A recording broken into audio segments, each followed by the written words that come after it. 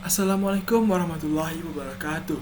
Perkenalkan, nama saya Arfik Demialdo, berasal dari jurusan S1 Teknik Komputer, kelas TK 4401 dengan NIM 1103 202 ingin melengkapi tugas besar atau UAS dari HEI Harmony Excellence and Integrity mengenai usulan tentang masalah yang masih ada di sekitaran kita.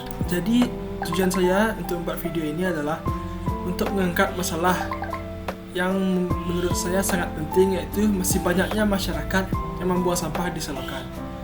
Baiklah, akan langsung masuk ke videonya. Seperti yang dapat dilihat di sini, ada 3 buah selokan yang terdapat di sekitar rumah saya.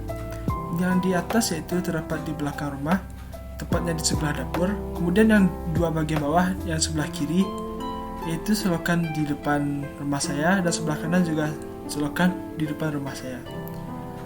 Terlihat di sini selokannya masih tampak bersih, akan tetapi sering juga terjadi sampah yang berserakan dalamnya, sehingga pada musim hujan yang sangat deras dan hujannya yang lama, maka selokan ini akan naik dan airnya juga naik, sehingga akan menyebabkan banjir di beberapa tempat sekitar rumah saya. Seperti yang dilihat di 2 gambar ini, sebelah kiri yaitu halaman depan, sebelah kanan yaitu ada dapur saya. Maka pada hari hujan yang deras, banjir akan naik sampai ke teras rumah saya ini, bahkan bisa masuk ke rumah.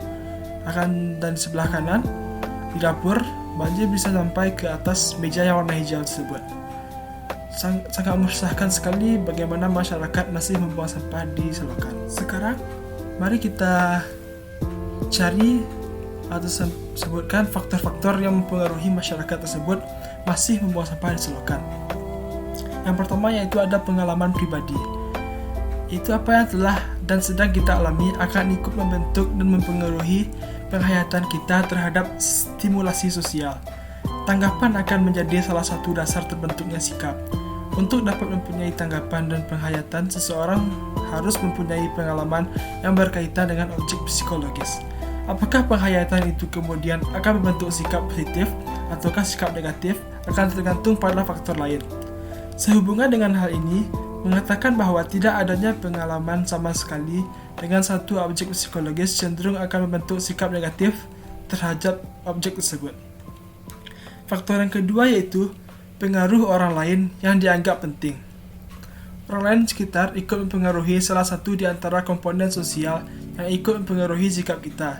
Seseorang yang kita anggap penting, seseorang yang kita harapkan persetujuan bagi setiap gerak, tingkah dan pendapat kita. Seseorang yang tidak ingin kita kecewakan atau seseorang yang berarti khusus akan banyak mempengaruhi pembentukan sikap kita terhadap sesuatu, sehingga kita akan mengikuti apa yang dilakukan oleh orang tersebut. Misalnya dia membuang sampah tempat selokan, kita akan mengikuti dia. Yang faktor ketiga yaitu adanya pengaruh kebudayaan.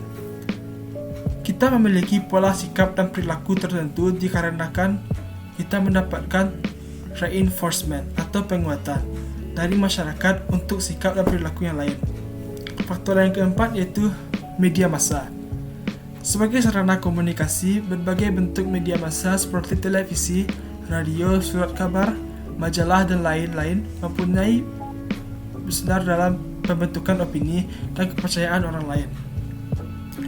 Faktor yang kelima yaitu lembaga pendidikan dan lembaga agama. Lembaga pendidikan dan lembaga agama sebagai suatu sistem mempengaruhi dalam pembentukan sikap dikarenakan keduanya meletakkan dasar pengertian dan konsep moral dalam diri individu. Pemahaman akan baik buruk, garis pemisah antara sesuatu yang boleh dan tidak boleh diperoleh dari pendidikan dan dari pusat keagamaan serta ajaran-ajarannya. Faktor yang terakhir yaitu pengaruh faktor emosional.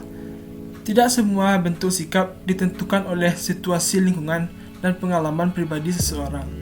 Kadang-kadang suatu bentuk sikap merupakan pernyataan yang didasari oleh emosi yang berfungsi sebagai semacam penyaluran frustasi atau penglihatan bentuk mekanisme pertahanan ego. Sikap demikian dapat merupakan sikap yang sementara dan segera berlalu begitu frustasi telah menghilang. Akan tetapi, dapat pula merupakan sikap yang lebih persisten dan bertahan lama.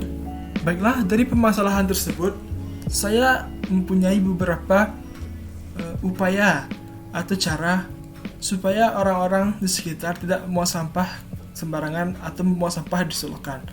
Seperti yang pertama, membuat spanduk peringatan untuk bisa memberikan peringatan kepada masyarakat atau kepada pengemudi jalan yang membuang sampah sembarangan, bisa dengan cara membuat spanduk peringatan. Yang kedua yaitu dengan bank sampah. Cara mencegah pembuangan sampah di selokan yaitu bisa mendirikan bank sampah. Mekanisme atau cara kerja dari bank sampah adalah sebagai berikut. Yang pertama, pilah sampah dari rumah. Yang kedua, sampah dibawa ke bank sampah. Yang ketiga, sampah ditimbang di bank sampah. Yang keempat, hasil timbangan dicatat di buku tabungan.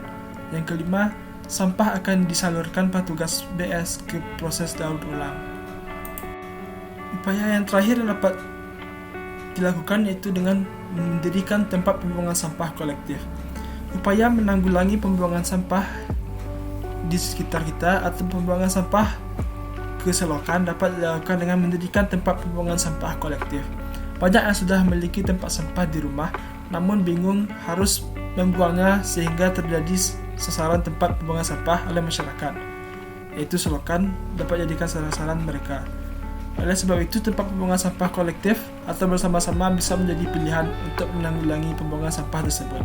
Seperti yang dapat dilihat di sebelah kiri dan sebelah kanan, itu di halaman rumah saya ada terdapat selokan tadi.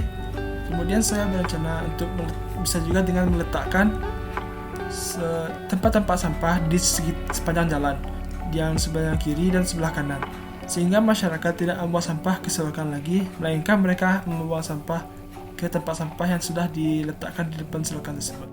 Baiklah, sekian video tugas besar atau UAS dari Hey Harmony Excellence dan Integrity yang dapat saya sampaikan. Semoga bermanfaat untuk kita semua. Assalamualaikum warahmatullahi wabarakatuh.